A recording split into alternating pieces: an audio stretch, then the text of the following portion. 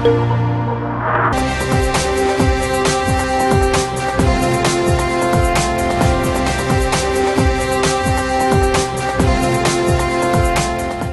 महीने होने वाले बिहार विधानसभा चुनाव में एनडीए हो या फिर महागठबंधन, दोनों में ही काफी उठापटक चल रही है। एक तरफ बीजेपी बिहार में अपनी जड़ें जमाने की कोशिश में है, तो वहीं बीजेपी ने साफ तौर पर कहा कि बिहार में एनडीए नीतीश कुमार के नेतृत्व में ही चुनाव लड़ेगी और जो इस बात पर राजी नहीं है वो एनडीए से बाहर का रास्ता देख सकता है। इस बारे में और जाने उससे पहले अगर आपने चैनल सब्सक्राइब नहीं किया है तो जल्द कर लें, बेल आइकॉन दबाना बिल्कुल न भूलें। वीडियो पसंद आए तो लाइक करें, कमेंट करें और शेयर करें। एनडीए की ये बात शायद लोजपा को पसंद नहीं आई और चिराग पासवान एनडीए में होकर भी एनडीए के खिलाफ हो गए, लेकिन अब बीजेपी और जेडीयू में सीटों का बंटवारा हो गया। 243 सीटों में से बीजेपी को 121 सीटें मिली और जेडीयू को 122 सीटें, जिसमें हम पार्टी को जेडीयू ने 122 में से 7 सीटें दी हैं। विकासशील इंसान पार्टी को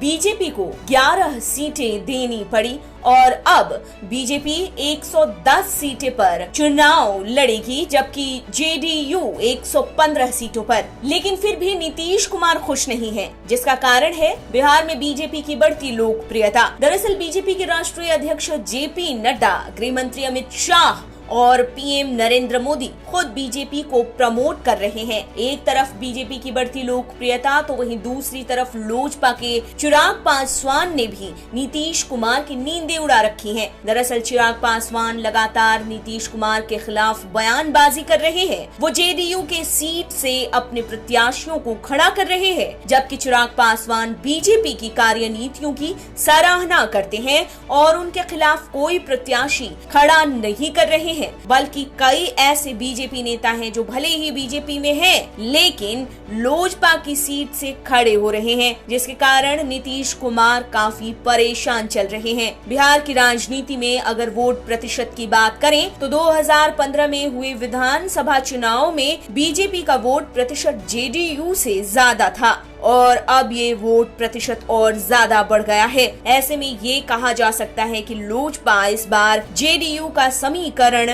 बिगाड़ सकती है और सरकार भले ही एनडीए की बने, लेकिन हो सकता है कि सीएम का चेहरा कोई और नजर आए। आप देख रहे हैं नेट्रिक न्यूज, साहस सच कहने का।